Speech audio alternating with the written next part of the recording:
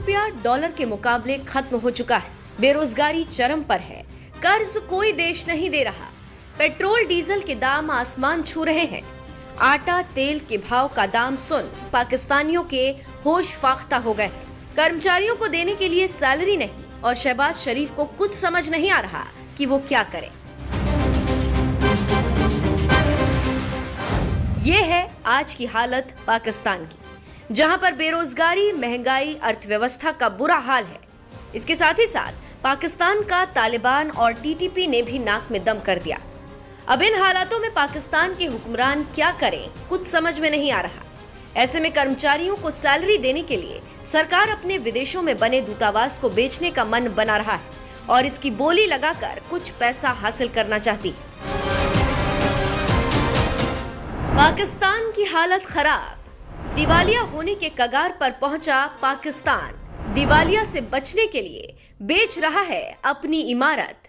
कर्मचारियों को सैलरी नहीं दे पा रहा पाकिस्तान। कर्ज देने से सभी देशों ने मना किया पाकिस्तान को। अपनी जमीन, घर बेचने को मजबूर हुआ पाकिस्तान। अमेरिका में पाक दूतावास की लगी बोली। भारतीय ने लगाया दूसरी सबसे बड़ी बोली। जी हाँ, पाकिस्तान लंबे समय से आर्थिक संकट का सामना कर रहा है। हालात यहाँ तक पहुँच गए हैं कि विदेशों में उसे अपनी संपत्ति को बेचना पड़ रहा है। खबरों की माने तो अमेरिका में पाकिस्तान अपने दूतावास की इमारत बेच रहा है और इसके लिए शहबाज शरीफ ने हाल ही में दूतावास की इमारत को बेचने की मंजूरी दे दी और अब खबरों की माने तो इसे खरीदने के लिए बोली लगना शुरू हो गई है।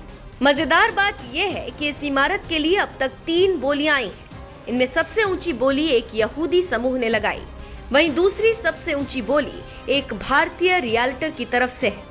जानकारी देते चले कि ये इमारत अमेरिका की राजधानी वॉशिंगटन के एक पॉश इलाके में है और इसकी कीमत बिल्डरों के मुताबिक करीब 60 लाख अमेरिकी डॉलर बताई गई है। पाक मीडिया की माने तो जिस इमारत में कभी पाकिस्तान के दूतावास का डिफेंस सेक्शन स्थित था, उसके लिए एक यहूदी समूह ने सबसे ऊंची बोली लगाई। पाक राजनयिक सूत्रों की माने तो लगभग 6.8 मिलियन डॉलर यानी कि 56.33 करोड़ रुपए की उच्चतम बोली यहूदी समूह ने लगाई। ये समूह इस इमारत में एक सिनेगॉग प्रार्थना स्थल बनाना चाहता है। सूत्रों की माने तो एक भारतीय रियल एस्टेट एजेंट ने भी लगभग 5 मिलियन अमेरिकी डॉलर यानी कि 41.38 करोड़ रुपए की दूसरी बोली लगाई, जबकि एक पाकिस्तानी रियल एस्टेट एजेंट ने लगभग 4 मिलियन अमेरिकी डॉलर यानी 33.18 करोड़ रुपए की तीसरी बोली लगाई। पाकिस्तानी अमेरिकी रियल एस्टेट एजेंटों के अनुसार इमारत को सबसे ऊंची बोली लगाने वाले को बेचा जाना चाहिए।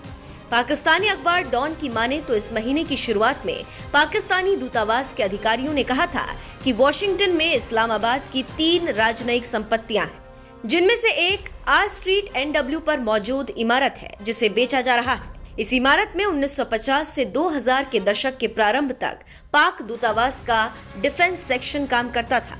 इससे पहले सोमवार को न्यूयॉर्क में स्थित रूजवेल्ट होटल की संपत्ति को पट्टे पर दिया जाना था और निजीकरण मामलों की कैबिनेट समिति CCOP ने निजीकरण आयोग से एक वित्तीय सलाहकार का नाम देने का अनुरोध किया था।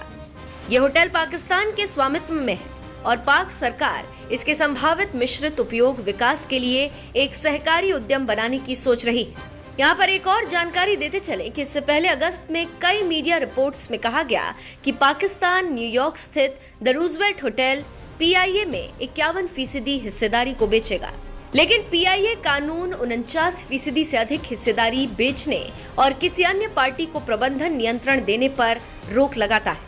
इसके बाद ये निर्णय लिया गया कि PIA कानून में संशोधन के लिए कानूनी प्रक्रिया तुरंत शुरू की जानी चाहिए ताकि प्रतिबंधित खंड को हटाया जा सके।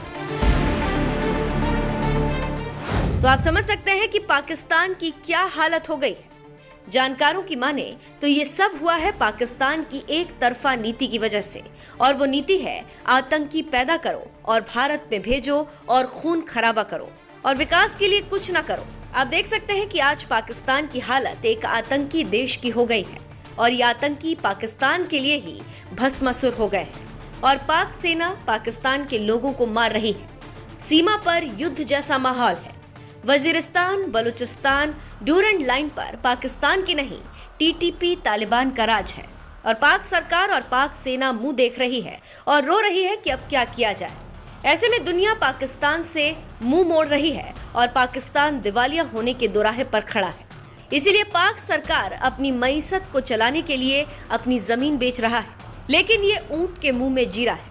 फिर भी कब तक पाकिस्तान दिवालिया होने से बचता है, ये देखना होगा।